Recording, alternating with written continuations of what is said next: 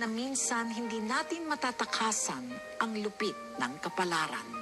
Ang veteran actress na si Dimples Romana ang gaganap bilang ina ni Bobet at ang actor at basketball player naman na si Donnie Pangilinan ang gaganap bilang si Rene Butterbonia. Ito ang napupusuan at napag-usapan ng karamihan kung sakaling lalabas na sa telebisyon o sa MMK episode. Suportado naman ito ng milyong-milyong fans at mga netizens at ayon sa kanila ay kaabang-abang ang MMK episode na ito. Bagamat wala pa namang official confirmation ukol dito, usap-usapan na ito ngayon sa lahat ng social media platforms. Sa napakakaabang-abang na episode ng MMK o maalaala mo kaya na ito, si Donnie Pangilinan talaga ang napupusuan ng mga fans bilang si Bobet o si Rene Butterbonia. Samantala, ang napupusuan naman ng mga netizens na magbibigay buhay sa karakter ng ina ni Rene ay walang iba kundi si Dimples Romana. Si Dimples Romana ay napakatinding artista dahil napakahusay niyang umacting sa iba't ibang teleserye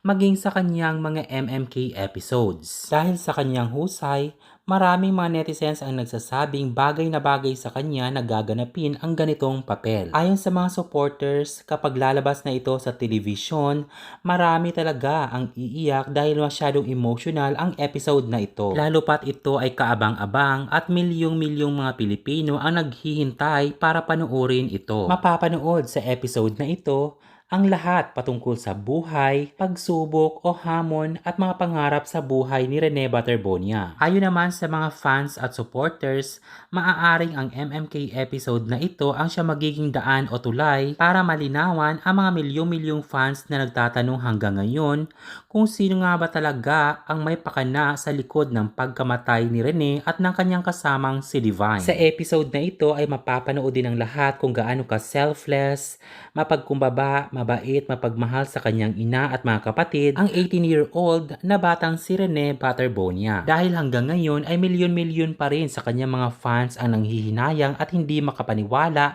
sa kanyang napakaagang pagkamatay. Maraming mga netizens naman ang nagsasabi na ang kwento ng buhay ni Rene ay sumasalamin sa napakaraming Pilipino. Mga taong dumaan sa kahirapan, kabiguan at iba't ibang pagsubok, ngunit hindi talaga sila sumuko sa kanilang mga pangarap. Sa ngayon ay hinihintay pa rin ang magiging official announcement ng production hinggil sa mga magiging official cast ng episode ng MMK na ito. Ang kwento ni Rene sa episode na ito ay napakamakabuluhan at mapupulutan ng inspirasyon. Agree ka ba na si Donnie at Dimples ang gaganap sa kaabang-abang na episode na ito? At sa palagay mo, sino pa ang iba pang mga artista na posibleng gaganap sa iba pang mga karakter?